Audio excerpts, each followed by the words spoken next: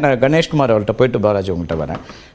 இரண்டு திராவிட கட்சிகள் தங்களுடைய அரசியலை அப்படி கூர்மைப்படுத்தும் போது மாற்று அரசியல் அல்லது மாற்று ஆட்சி அப்படிங்கிறத முன்வைக்கக்கூடிய பாட்டாளி மக்கள் கட்சிக்கான ஸ்பேஸ் எப்படி இருக்குன்னு நினைக்கிறீங்க? களம் எப்படி இருக்குன்னு பார்க்குறீங்க? இல்லை, மக்களை நோக்கி தான் ஒருத்தருடைய செயல்பாடு. இருவருமே சொன்ன மாதிரி 26 மக்கள் தான் தீர்மானிக்கக்கூடிய நபர்களாக எல்லா தேர்தலையும் மக்கள் தான் நிச்சயமா. அது இதில் கூர்மையாக பார்த்துக்கிட்டு இருக்கிறாங்க. ஒருத்தருடைய விமர்சனங்கள், ஒருத்தருடைய செயல்பாடுகள், எப்படி சொல்ல போனால் இப்போ போராட்டங்களை இப்போ கூர்மையாக்குகிறாள்ன்றதுக்கு கல்யாண சுந்தரம் நண்பர் அவர் தெளிவாக சொன்னார்.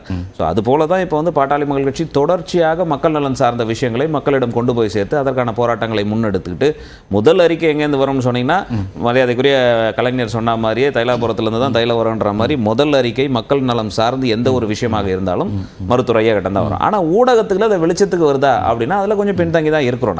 அதில் நாங்கள் உண்மையாக ஒத்துக்கணும். ஏன்னா இந்த ஊடக வெளிச்சத்தினால தான் இந்த திமுக இன்னைக்கு இந்த அளவுக்கு வளர்ந்துக்கிட்டு வராங்களே தவிர்த்து இதை தாண்டி பெருசாக ஒன்றும் சொல்றதுக்கான ஒரு விஷயம் இல்லை. உதாரணத்துக்கு ஸோ இந்த ஊடக வெளிச்சம் பாட்டாளி மக்கள் கட்சி போன்ற இந்த மாதிரி வளர்ந்து வரக்கூடிய கட்சிகளுக்கு சரி, ஓகே, அது உங்க பார்வை இல்லை. உண்மையான வெளிப்படையான விஷயம் வேணா நீங்க தவறா எடுத்துக்கலன்னா கூட சொல்றேன். ஏன்னா ஒரு 4 நாளைக்கு முன்னாடி மருத்துவர் ஐயா ஒரு அறிக்கை கொடுத்தாரு.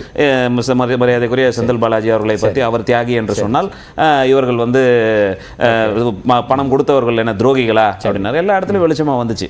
நம்ம தொலைக்காட்சி அதையும் சேர்த்தே சொல்லி அந்த குற்றத்தை எழுத்தவரே அவர் தான். அதுக்கான வாய்ப்பு அப்படி வரும்பொழுது ஊடக வெளிச்சம் நம்ம தொலைக்காட்சியிலே எடுத்துக்கிட்டா கூட அது ஒரு பெரிய ஒரு இதில் வரல. ஆனால் மறுநாள் காலையில் பார்த்தீங்கன்னா மரியாதைக்குரிய RS பாரதி அவர்கள் அதற்கு வெறுப்பு அரசியல், அதாவது எதிர்த்து ஒரு அறிவிப்பு கொடுத்த உடனே ஒரு முழு செய்தியாக வருது. முழு செய்தியாக அதுவும் விவாதம் ஆகல. உங்க கவனத்துக்கு எது புரியல? அதுவும் விவாதமாக்கப்படலன்ற இது விவாதமாக்கப்பட்ட அளவிற்கான விவாதம் அதுல வரலன்னு சொல்றேன். உதாரணத்துக்கு சொல்லணும்னா ஒரு ரெண்டுமே விவாதம் ஆகலன்ற அது நான் ஒட்டுமொத்த எல்லாத்துக்கும் பொறுப்பு கிடைச்ச அந்த வெளிச்சம், ஊடக வெளிச்சம். அன்னைக்கு அதை விட முக்கியமான ஒரு சப்ஜெக்ட் இருந்துச்சு பேசணும். உண்மை, ரைட். நீங்க சொல்ல விரும்பல உரிமை, அதெல்லாம் நான் மறுக்கவே இல்லை. எல்லா பார்வையும் வைக்கலாம். பார்வை என்று வரும்போது ஒரு சில விஷயங்கள், உதாரணத்துக்கு சொன்னார் பிஜேபி எனக்கு அதுக்குள்ள வர நீங்க ஊடகங்கள் மீதான விமர்சனம் வைக்கிற எல்லாருக்கும் உரிமை இருக்கு, பாக்குறவங்களுக்கு உரிமை இருக்கு, அதுல மாற்றுக்கருத்துல. நான் அதை தாண்டி என்ன வரேன்னா, இப்ப மது ஒழிப்புங்கிறதுல மருத்துவர் ராமதாஸ் தொடர்ச்சியாக தொடக்க காலத்திலேருந்து இயங்கிட்டு இருக்கிறாரு. அதுல இன்னைக்கு ஒரு மாநாட்டை போட்டு அவங்க ஒரு தீர்மானம் நிறைவேற்றுறாங்க. இந்திய அளவில் இதை ஒரு கொள்கையா எடுத்துட்டு வரணுன்றாரு. அது போகாத ஊருக்கு வழி அப்படின்னு நீங்கள் அதை குறிப்பிடும்போது, அப்போ உங்கள் கொள்கை இதுதான் அப்படின்னா அந்த கொள்கைக்கான கூட நிற்க வேண்டிய இடம் அப்படின்னு ஒன்று இருக்கு இல்லையா? அதை கடந்து போகிறதுல அப்போ பிஜேபி, மத்திய அரசாங்கம், கூட்டணி அப்படி பார்க்க வேண்டியிருக்கா அப்படிங்கிற கேள்விகள் வருதுல்ல. அது அப்படி பார்த்தீங்கன்னு சொன்னீங்கன்னா, இன்னைக்கு நாளைக்கு இலங்கை தமிழர் பிரச்சனைகளுக்காக முற்றுகையிடுறோம். அதே நேரத்தில் ஆசிரியர்களுக்கு வர வேண்டிய உதவித்தொகை சொர்ணசக்தி அபியானில் வரவில்லை என்று சொன்ன உடனே கேட்ட மாதிரி எங்கள் கூட நிற்கலனாலும் குரல் எழுப்பணுமே, நாங்கள் தான் குரல் எழுப்புறோம் மத்திய அரசு கொடுக்கணும்ட்டு. அதை பொறுத்தவரை என்னவென்று சொன்னால் உங்களிடம் அதிகாரம் இருக்கு. ஸோ உங்களுக்கு இருக்குது, ஸ்டேட் லிஸ்ட்ல இருக்கு லிக்கர் பாலிசி. அது அவர்கள் மாநாடு நடத்துறார்கள், அவருடைய கோரிக்கை அவருடைய, அதை நாங்கள் மறுக்கல. எங்களுடைய கோரிக்கையில் நாங்கள் தெளிவாக இருக்கோம். இது தமிழ்நாட்டில் முதல்ல நீங்கள் இம்ப்ளிமெண்ட் பண்ணுங்க. பாண்டிச்சேரியில் பண்ண வேண்டிய விஷயத்தை பாண்டிச்சேரியில் முன்னெடுப்போம், தமிழ்நாட்டில் பண்ண வேண்டிய விஷயத்தை தமிழ்நாட்டில். ஏன்னா நீங்கள் இந்தியா முழுக்க ஒரு கொள்கை, இன்னைக்கு இந்தியாவில் 5 மாநிலத்தில் இருக்கே, அதையே நீங்க சொல்ல மாட்டீங்க? 5 மாநிலத்தில் இன்னைக்கு நடைமுறையில் இருக்குல்ல மதுவிலக்கு. அப்ப நீங்க உங்க கையில இருக்கிறது எங்க வலியுறுத்தணுமோ, நீங்க வலுவா இருக்கக்கூடிய இடத்துல வலியுறுத்த வேண்டியதை விட்டுட்டு நீங்க நடக்காத ஊருக்கு அப்படின்னு சொல்லக்கூடிய விஷயம் தேசிய அளவில் பாலிசி கொண்டு வரணும். இது எந்த லிஸ்ட்ல இருக்கு? ஸ்டேட் லிஸ்ட்ல இருக்குல்ல. இல்ல, இங்க ஒரு ஆர்குமெண்ட் வைக்கிறாங்களா, சுத்தி இருக்கக்கூடிய மாநிலங்கள்லாம் இருக்கும்போது தமிழ்நாட்டில் மட்டும் எப்படி சாத்தியப்படுத்த முடியும்? அப்ப இந்திய அளவில் வேணும். 5000 தொடர்ச்சியான ஆர்குமெண்ட்ஸ். இதுக்கு 5000 தடவை நாங்க பதில் சொல்றோம். 5000 முறை 5001வது தடவை நாங்க இப்பவும் பதில் சொல்றோம். எங்களுடைய காவல்துறை மீது எங்களுக்கு நம்பிக்கை இருக்கு. தமிழ்நாடு காவல்துறை மீது எங்களுக்கு நம்பிக்கை இருக்கு. ஆட்சியில வராம நம்ம நிறைய விஷயங்கள் கருத்து சொல்லலாம் கணேஷ். ஆனா நீங்க தேர்ந்தெடுக்கப்பட்ட சட்டமன்ற உறுப்பினர், உங்களுக்கு தெரியும் நடைமுறை சாத்தியம் என்ன.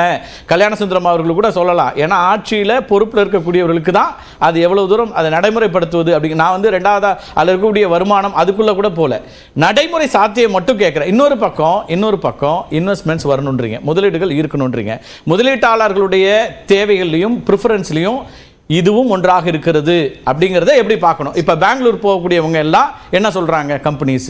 இது ஒரு நீண்ட விவாதம், நான் ரொம்ப சுருக்கமாக கேட்குறேன். அப்போ இந்த இடத்துல நீங்கள் நடைமுறை சாத்தியமே இல்லை, 5000 முறை நாங்கள் சொல்லிட்டோம், இது சாத்தியம்னு சொல்கிறது நீங்கள் அதுக்கான பாலிசிஸ் என்ன வேணும்ல? நாங்கள் ஆட்சிக்கு வந்தால் செஞ்சு காமிப்போம், நம்ம ஐடியா கொடுங்க. அதுதான் நாங்கள் கொடுத்துருக்குறோன்றேன். 5000 சொல்லிட்டோன்றதுக்கானது இதை சொல்லலை, தீர்வையே கொடுத்துருக்குறோம். அடுத்த விஷயம் நீங்கள் சொன்னக்கூடிய விஷயம், இவ்வளவு இருக்கக்கூடிய விஷயத்தை நம்ம வருமானத்துக்குள்ளே இருக்கிறது தான் விஷயம். ஏன்னு சொல்கிறேன்னா, இது வரைக்கும் நடைமுறையான ஆட்சி இருப்பதா? ஏன் இதுக்கு முன்னாடி ஆட்சி செய்தவர்கள் மதுவிலக்கோடு இந்த மாநிலத்தை ஆளலையா? ஒரு தலைமுறை மது இல்லாத ஒரு தமிழ்நாட்டை பார்த்து இருக்குல்ல. அதற்கு பிறகுதானே திமுக ஆட்சியில கலைஞர் அவர்களால் கொண்டு வரப்பட்டது. அதற்கு பிறகு அதிமுக ஆட்சியிலையும் அது கொண்டு வரப்பட்டது. அதுக்கு பிறகுதானே வந்தது. அப்ப நடைமுறையில சாத்தியமா இருந்த ஒரு விஷயம் தானே இது. அது ஏன் நீங்க முடியாது, சாத்தியம் இல்லைன்னு சொல்றீங்க? இன்னைக்கு சாத்தியம் இல்லைன்னா அந்த அளவுக்கு பரவிடுச்சு. பரவுவதற்கான காரணமும் இந்த ஆட்சியாளர்கள் தான். அதை நீங்க வந்து முதல்ல பண்ணணும். இதை தடுத்து நிறுத்துவதற்கு என்ன வழி? தடுத்து நிறுத்துவதற்கான வழியை தான், தீர்வை தான் நாங்க 5000 கொடுத்துட்டோம்னு சொல்றோம்.